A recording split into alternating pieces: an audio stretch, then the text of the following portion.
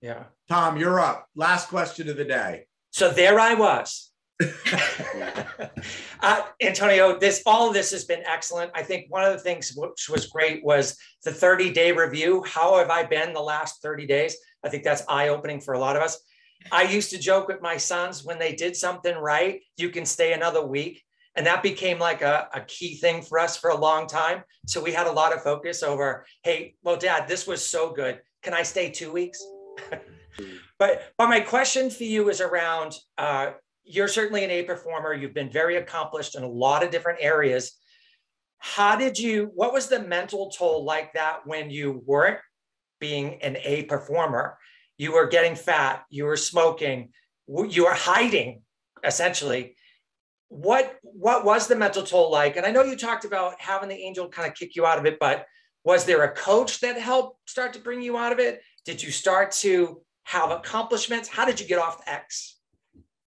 Yeah, the mental toll was heavy. I mean, look, it manifested in disconnection. Disconnection is the key word. Disconnection with myself, disconnection with my wife, disconnection with my kids. It manifested with the smoking, as I mentioned. That's the drinking that you can have, maybe that extra drink you don't need in the evening just to turn the brain off a little bit. It's those moments when, Netflix asks that really offensive question, are you still watching, when you're like zoning out and what you're doing. Again, I'd say the key thing that made the big difference for me was I did have that, if you want, for lack of better terms, that I come to Jesus talk with myself and reminding myself that I had to say this and that I had to do something. To be more visceral about it. I knew also, man, I could have lost my family. I think if things progressed, if I kept that disconnection going on, there were real struggles at home. And I'm a guy that between my mom and dad are 6 different divorces. I know sometimes divorces have to happen. So I'm not saying that they don't happen and people don't end up better off for them. That's not what I wanted for my life. So I knew I had to make some changes to give my all, to know that I gave my all to that. I had to seek out, the allies to reach out beyond my men's group that I belong to. Yes, therapy as well, coaching as well. A big part of therapy for me, frankly, is working out and is sweating. And I had to get back committed to that. Funny enough, I could leave myself to my own devices and, do my own workouts in the garage or YouTube videos or something like that. I knew, here's a big one right here, having somewhere to be changed my life. It's like when you have this meeting scheduled like at 9 a.m. Pacific, 12 noon, having something on your calendar that you're looking forward to that's scheduled is a game changer. So having those classes already on the calendar that I'm going to go to for the gym, having those meetups on the calendar, having those vacations on the calendar, et cetera, were really, really, really huge. Also, this was also at a time when my father, I was losing access to him because he has dementia. And he can no longer speak, he can no longer talk, he can no longer walk, can no longer feed himself. And he's in a nursing home, now, and not just north of Nashville, Tennessee. And it got real for me because I was like, I'm Mr. Neves now. As silly as that sounds, like I'm Mr. Neves now in this family.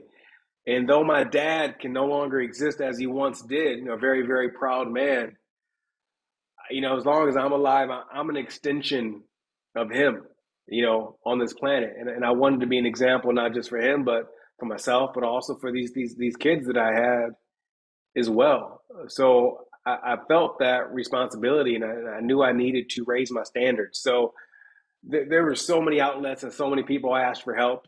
And I think that's just a great reminder and a good note to end on is that people, they want to help us. And we must be willing to ask for that help. I think that's the key, right? We need to be able to not be afraid and ask for help. 2 of the biggest reasons around suicide are loneliness and despair. Absolutely. That's because people don't ask for help. Yeah, and so to be willing to ask, people don't know that we need help, and hearing someone's voice is key. Last thing, there are 5 things I do every day that make a decision. I want everyone right now to think about, and this is a great note to end on, I want you to think about your great days, like really, really good days, and what typically happens on those great days. So for me, I've identified through tracking and through data the 5 things that happen when I have a good day. 1, I sweat. If I sweat, it's going to be a good day. 2, if I connect with someone, like actually hear their voice, it's going to make for a good day. 3, if I meditate, even just for 10 minutes, it leads to having a good day. 4, if I educate myself, listen to a podcast, listen to an audiobook, read 10 pages of a book, odds are it's going to be a good day. And 5, if I, what's number 5? Finish something. Like I can press send on something or whatever. If I do those 5 things every day, odds are it may not be the best day ever, but it's not going to be the worst day ever. When I track that on days that didn't go good, I was like, oh, I was missing 3 out of my 5. All things that are within my control. So I have this exercise in the book as well.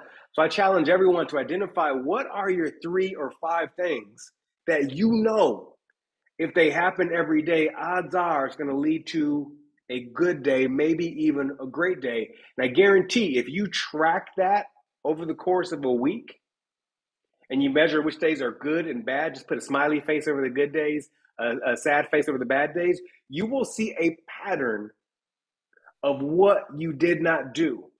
Great news. Again, once again, all this is within our control. And I didn't tell you I didn't say take a cold shower. I didn't say run a marathon. I said some very simple things that we all, have the power to do.